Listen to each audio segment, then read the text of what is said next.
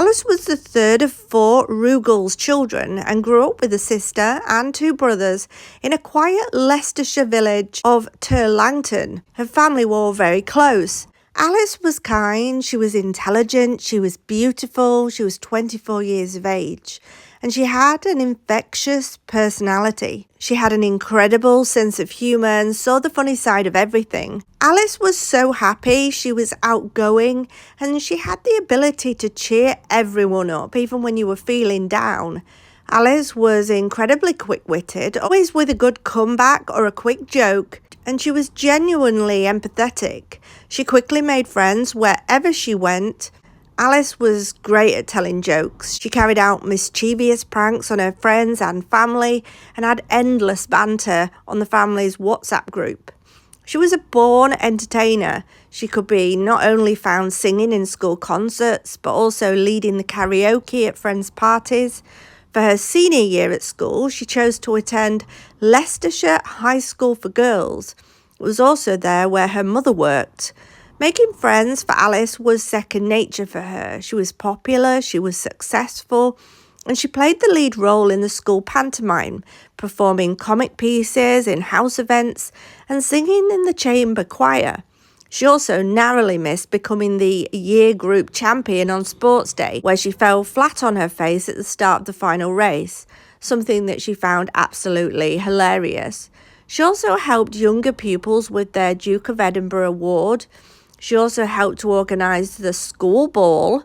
Alice discovered fencing at the PGL Championship at the age of 11.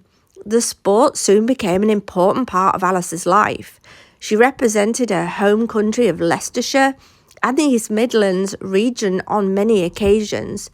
She also enjoyed success on the national fencing circuit. By the time she was 18, Alice was looking at selecting potential universities, and she chose based on strengths of their fencing clubs, where she eventually chose Northumbria University, where she soon became the club champion. Alice stayed in Newcastle after graduation. She'd come to love the people, the city. She'd made many friends there. So on leaving uni, she secured a job at media giant Sky's Newcastle hub, where she quickly got promoted to become site coordinator and personal assistant to the head of sales. Alice began a brief relationship with a man named Truman. He was a soldier serving with 2 Scots and based in South Edinburgh. Alice had been introduced to him by a mutual friend while he was serving a non-combat role in Afghanistan, and they met online in January 2016. He spent time in Newcastle and Edinburgh before he returned back to Afghanistan. But soon after the relationship began, Truman seemed to be already exhibiting some kind of controlling behaviour. He was always expecting Alice to be available to answer his calls and got mad when she did not answer, possibly wondering what she was doing that was so important that she could not drop everything for him that second. He started making snide comments about her appearance in order to undermine her self-confidence. After he returned home in April, he would suddenly start showing up unexpectedly at her flat. When Alice was either socialising with friends or busy doing other things, he would try and persuade her to drop everything and everyone and go off with him instead. It was as if he was trying to isolate her and make her dependent on him. The cumulative effect of his behaviour on Alice started to become noticeable. She ended up falling out with some of her housemates and had to move into a new ground floor flat in Gateshead with a work colleague. In a few months, she went from being such a happy, outgoing and vibrant person to being miserable and lonely. Her work was also adversely affected. Her family noticed straight away how withdrawn and unhappy Alice seemed to be during a family holiday. Whilst Alice picked up her phone, she received a message from another woman who said that Truman had befriended her on a dating website and said that did she know that he was on dating sites talking to other women. This was the final straw for Alice, who subsequently ended the relationship with him. But Truman was not prepared to accept that the relationship was over until he said so. He would not accept no for an answer. And in the ensuing weeks, he constantly bombarded Alice with phone calls, voice messages, texts, and emails. Some were pleading with her to change her mind. Others were more aggressive and threatening. He also contacted her family and friends in an effort to persuade Alice to get back with him. During August and September, Alice received a torrent of messages, texts, emails, and voice messages from different phone numbers and sources, making it difficult to block them all. And as soon as she blocked one number, another would start. In some of them, he professed his undying love for her. In others, he used emotional blackmail, crying down the phone, or even threatening to take his own life. During this brief relationship, Alice had always thought that Truman was going to look out for her, but the reality was that he'd always been trying to manipulate and control her, as well as her friends and family. He made negative comments about her personal appearance to undermine her confidence.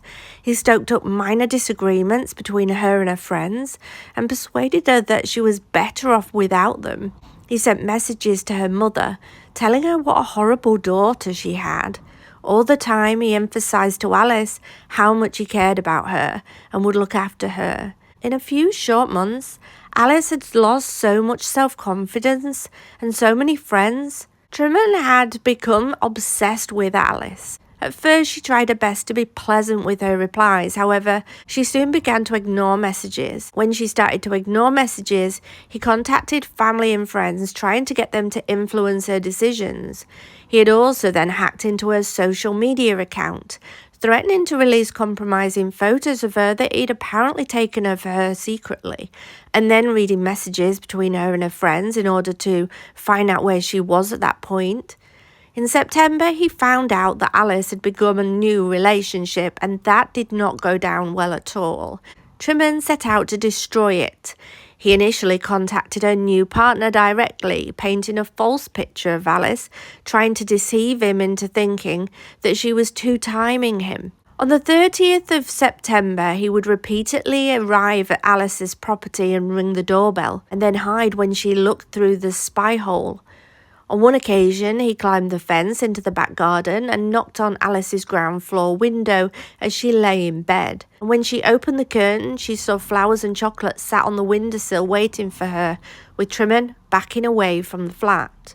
As he drove back to Edinburgh, he left a chilling phone message, repeating that he did not want to KILL her and wouldn't KILL her. But this was the final straw for Alice. She sought help by contacting the police to report him. The police were initially sympathetic, listening and apparently documenting the conversation before reassuring Alice that he could be stopped. They crimed the incident as harassment and issued a police information notice, or PIN. This is sometimes called a harassment warning notice or early harassment notice. It's a warning issued by police to an individual whose behaviour may be perceived as harassment. It's a tool used by police to address low-level crimes and potentially prevent further incidents happening, but it's not a formal criminal sanction. 7 days later, Alice contacted the police again to report that she was still upset as he was still harassing her, but the response was less sympathetic this time. It was not recorded or linked to the previous call, and no action was taken.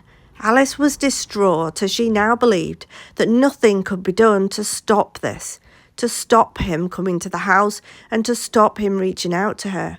On the 3rd of October, meanwhile, back at Truman's barracks, the police warning was commuted to him by his army superiors.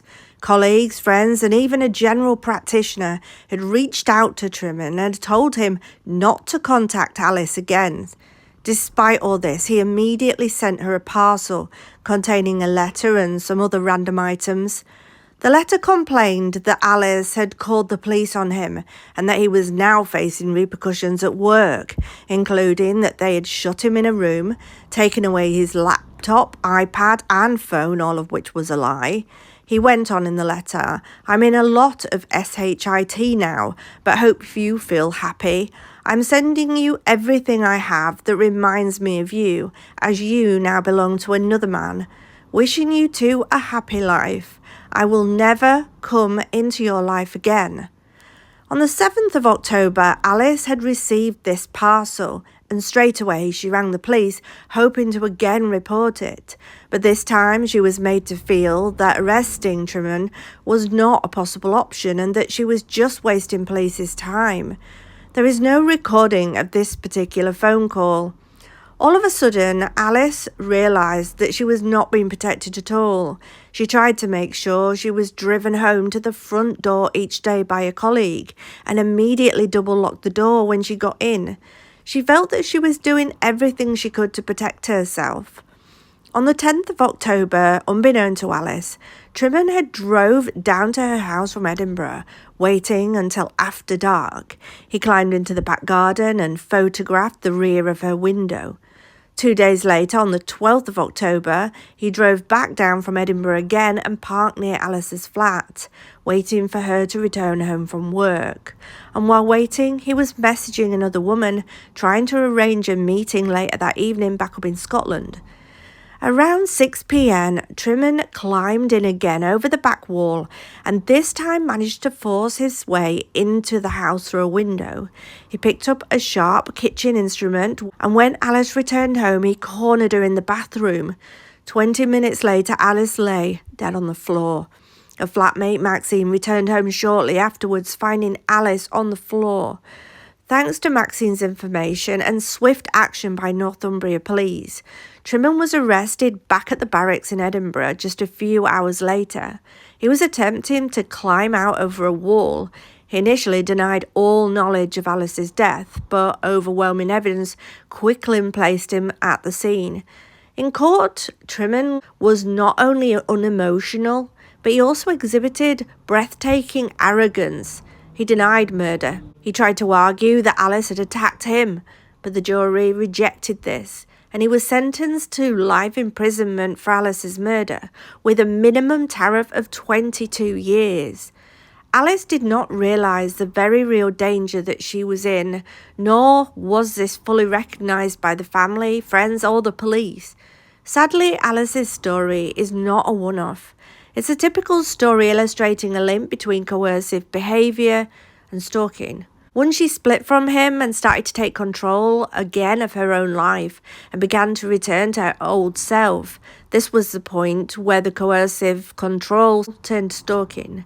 When warned by police, 50% of these people will immediately stop their behaviour, but the ones that do not, like Truman, can be extremely dangerous. Stalking in these cases is murder in slow motion. The Ruggles family will never be the same again. They lost their beloved daughter. Her mum said Alice didn't see it as a crime. She called it stalking, but she didn't really know what it was or whether it was illegal. She also saw it as a boyfriend who just wouldn't go away. She wanted him to go away and she couldn't understand why he wouldn't leave her alone. Sue wants the government to make education around stalking and controlling behaviours compulsory in schools. Alice's family set up an Alice Ruggles Trust, telling the story of Alice and what happened to her, hoping to raise awareness of stalking, including coercive control, to ensure that relevant legislation is effective and adhered to, and to bring about lasting improvements in the management of perpetrators and the protection of victims. Trust offers a range of free resources to help raise general awareness of stalking, particularly amongst young people and those who work with them. They provide a range of services aimed at professionals who work or might come into contact with victims or perpetrators of stalking. They provide information and advice so that stalking victims and those around them, as well as those in danger of developing stalking-related behaviours, know how and have the confidence to seek support and the correct support.